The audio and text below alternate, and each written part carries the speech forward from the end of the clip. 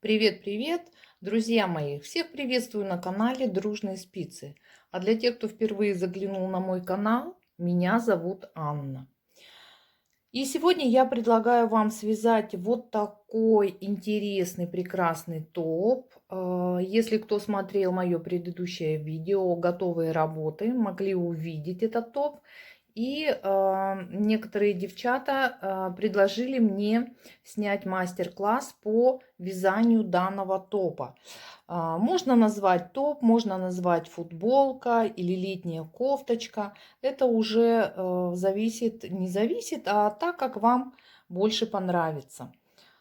Топ связан кокеткой сверху. Вязала я кокеткой сверху. Кокетку украшают вот такие вот ажурные листики. Хочу сказать, что ажурные листья или вообще листья, их всегда вязали, вяжут и будут вязать. Они очень красиво смотрятся. Посмотрите, какая красота. Особенно в данном цвете. Ну, это вообще восхитительно. Ссылочку на схему узора я оставлю в описании под видео. Вообще хочу сказать, что данное изделие очень смотрится красиво, великолепно. На плечах, вот здесь на плечиках сидит очень хорошо. И вообще это отличный вариант для лета. Но я хочу сказать, что если отвязать рукавчики, вот что я и хочу сделать в своей работе, которую буду сейчас показывать, я хочу сделать рукавчики 3/4. То есть у меня уже будет не топ, а будет такой джемпер с ажурной кокеткой, да. Ну, во-первых, необходимо выбрать пряжу. Вот такой у меня розовый летний яркий цвет уже есть. Я решила остановиться вот на таком цвете, нежно-сиреневом таком цвете. Это бобинный хлопок, 1600 метров, 100 граммах. Я буду вязать 8 сложений, что соответствует 200 метрам в 100 граммах. Вот моточек у меня уже готов, и можно приступать к работе. Также я буду вязать основное полотно спицами номер 4 и горловину. Обрабатывать горловину, манжеты и низ изделия я буду спицами номер 3. Вы выбираете спицы под свою пряжу, под свой метраж.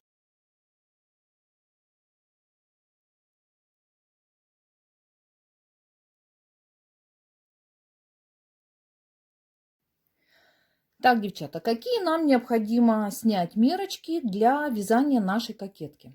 Во-первых, обхват горловин. Измеряете либо сантиметровой лентой, либо берете какой-то шнурочек, нитку и так далее. И измеряете обхват горловины. Я иду по простому пути, так как я сильно широкую горловину, вернее глубокую не хочу. Я беру обхват головы и высчитываю 2-4 сантиметра. Мне это достаточно, это уже как бы опытом показано. Так, далее обязательно обхват груди. Берем обхват груди. Но смотрите, у кого обхват бедер больше обхвата груди, конечно же, ориентируйтесь на обхват бедер. Берем далее следующую мерку. Это обхват руки в самом широком месте. Ну, у нас, в принципе, вот это место, где идет переход от плеча к предплечью, самое широкое, так скажем, бицепсы наши, да. Далее, и обязательно длина плеча. Длину плеча измеряем с того места, где вы измеряли обхват горловины, и спускаетесь вот сюда на рукавчик. Сильно длинный вам не рекомендую длину плеча, вернее, длину мерить, брать длинную, поскольку это у нас кокетка, не забывайте, чтобы она у вас здесь не фалдила. Нам надо, чтобы все аккуратненько лежало. Я обычно беру вот уровень уровень у нас проймы, да, и вот так вот по диагонали где-то 18-23 сантиметров в зависимости от размера. Вот я взяла 20 сантиметров. В розовом топе, который я вам показываю, у меня длина плеча составляет 18 сантиметров, так как топ летний. Вот здесь у меня открытая, так скажем, плечика. И идет манжетик. Этого было достаточно. Итак, померили, сняли свои мерочки. И сейчас переходим с вами к переводу в петли и в ряды. Смотрите, у меня... Ну, прежде же, конечно, для того, чтобы перейти к расчету петель и рядов, вы должны знать свою плотность. У меня плотность 10 сантиметров 18 петель на 26 рядов. То есть в одном сантиметре 1,8 петли в ширину и 2,6 ряда у меня в высоту. Теперь переводим свои мерочки все в петли. Обхват горловины у меня за минусом от обхвата головы 2-4 сантиметров 52 сантиметра. Перевожу в петли, это 93,6 петли. Для тех, кто не знает, как переводить в петли, вы берете обхват, свою мерочку в сантиметрах и умножаете на количество петель в 1 сантиметре. Итак, у меня 93,6 петли. По обхвату груди 92 сантиметра я перевожу в петли, получается 165,6, да, ну, округляю где-то 166 петель. Обхват руки 33 сантиметра, это 59,4 петли. Опять же, я это дело округляю до 60 петель. И длина плеча у меня 20 сантиметров 52 ряда. То есть длина всей моей кокетки будет 52 ряда. Так, сейчас мы рассмотрим схему нашего узора кокетки или раппорта кокетки, так скажем, да. Смотрите, девчата, узор не сложный. Главное уметь вязать лицевые петли, скрещенную петлю, 2 петли с наклоном влево, 2 петли с наклоном вправо и 3 петли вместе лицевой. Далее я вам покажу, как это все вяжется. И, в принципе, мы долго останавливаться на схеме не будем. Здесь все понятно. И будете вязать самостоятельно по данной схеме. Так как у нас кокетка вяжется сверху, следовательно, у нас в схеме узора заложены прибавки. В начале у нас вязание 12 петель, 9 петель на листочек и 3 петли составляет вот такая ажурный узор. Вот смотрите, от 12 петель в начале мы переходим до 24 петель в конце вязания данного раппорта. То есть количество петель у нас увеличилось в 2 раза. Именно вот в этой части и происходит увеличение петель.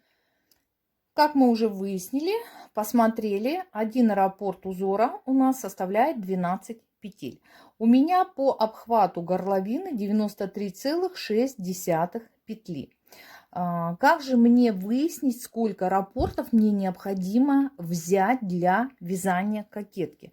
Еще, девчата, сразу хочу сказать, что лучше всего, а даже не лучше, а нужно брать для кокетки четное количество раппортов, чтобы вы их равномерно распределили по спинке переду и по плечам. Итак, у меня 93,6 петли. Я делю на количество петель в одном раппорте. У меня получается 7,8 раппорта. Естественно, я не буду брать 10 раздробленные части, но и 7 раппортов я также не буду брать, поскольку я не смогу эти 7 раппортов равномерно распределить по всей кокетке. Я округляю до 8 раппортов. То есть 8 раппортов на 12 петель у меня получается 96 петель. Следовательно, для того, чтобы вывязать горловину, мне необходимо набрать 96 петель. Так, как я сказала, для горловины мне необходимо 96 петель. У меня 8 раппортов. 3 раппорта идет на перед, 3 раппорта на спинку и по одному раппорту я отдаю на плечи. Далее, с 96 петель, как мы с вами посмотрели по схеме, количество петель увеличивается в 2 раза. То есть после того, как я отвяжу горловину, я отвяжу всю кокетку полностью, у меня количество петель увеличится в 2 раза. С 96 петель у меня перейдет на 192 петли. То есть на спицах у меня сейчас 192 петли. И вот именно вот здесь, в конце вязания кокетки, необходимо сделать прибавки для дальнейшего вязания, да, чтобы у нас петли соответствовали нашему, количество петель, вернее, соответствовало нашему размеру. Что я делаю? Смотрите, я иду вообще по простому пути. Я не высчитываю вот эту окружность полностью, потому что, допустим, самой себе это очень неудобно взять сантиметровую ленту, руки в боки воткнуть, да, и померить вот эту окружность, вот этот обхват полностью вместе с руками. Я несколько раз пробовала, у меня то 110, то 120, то 130, но вот как-то вот так. Я пошла по пути наименьшего сопротивления. Делаю так. Я рассчитываю по простой формуле. Петли рукава плюс петли спинки плюс петли переда плюс петли второго рукава. Вот, 1, 2, 3, 4. Все, 4 части у меня. Что я делаю дальше? Я беру обхват руки, 60 петель, вычитываю петли подреза. Обязательно петли подреза вот в этой части мы не учитываем, поскольку петли подреза мы будем набирать уже после того, как будем делить на рукава, на перед и спинку. И будем все эти части вязать отдельно. Поэтому петли подреза обязательно нужно вычесть с рукавов и обязательно нужно вычесть с переда и спинки. Итак, 60 петель минус 8 петель подреза, 52 петли, 52 петли одного рукава. Умножаю на 2, 104 петли, это суммарно петли двух рукавов. Дальше обхват груди, 165,6 я округлила до 166 и высчитываю петли подреза. 8 петель спинки, 8 петель переда. У меня получается 150 петель. Это по обхвату груди. Если 150 разделить на 2, будет по 75. То есть спинка 75 и перед 75. Так, поехали дальше. Суммируем. 254 петли. То есть вот в этой части после прибавлений петель у нас должно быть, ну у меня конкретно в моем случае должно быть 254 петли без подрезов. 254 минус 192 петли, это те, которые у меня уже на спицах, у меня получается 62 петли. То есть мне необходимо прибавить 62 петли, чтобы выйти от 192 петель до моего определенного количества петель, которые мне необходимо получить. Как же распределить эти 62 петли?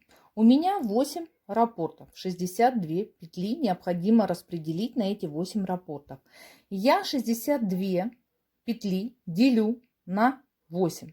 у меня получается 7,75 петель. Естественно, я десятые, сотые не беру, я округляю до 8 петель. Смотрите, кому-то, может быть, достаточно будет 7, кому-то 6 и так далее. То есть это в зависимости от ваших расчетов. У меня 8 петель. То есть в каждом раппорте я должна прибавить 8 петель. 8 на 8 – 64 петли, а у меня 62. Но я так думаю, что 2 петли мне погоду не испортят. И я одну петельку отдала на спинку, а вторую петельку отдала наперед. То есть у меня сейчас не 254, а 256 петель. Как же мне сделать прибавки? Через сколько петель? Очень просто. В раппорте у нас 24 петли. Мы делим на 8 петель, которые мы должны сделать в каждом раппорте. И получается у меня 3. То есть через каждые 3 петли я делаю прибавочку.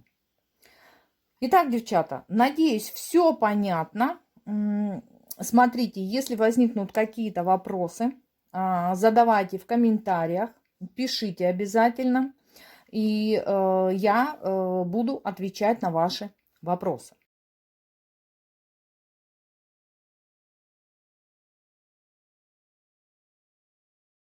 Ну вот, друзья мои, надеюсь, я заинтересовала вас своим предложением.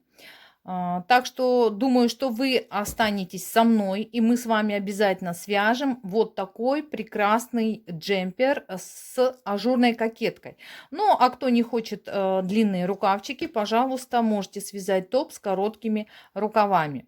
Итак, выбираем пряжу, вяжем образцы. Делаем расчеты. Моих расчетов не пугайтесь, они не сложные. Это только с первого вида так кажется. А если кому нужна помощь, я обязательно вам помогу. Главное, пишите в комментариях. Итак, друзья мои, жду вас в следующем видео. Не забывайте подписываться, ставить лайки, ну и, конечно же, включать уведомления. Пока-пока, до новых встреч!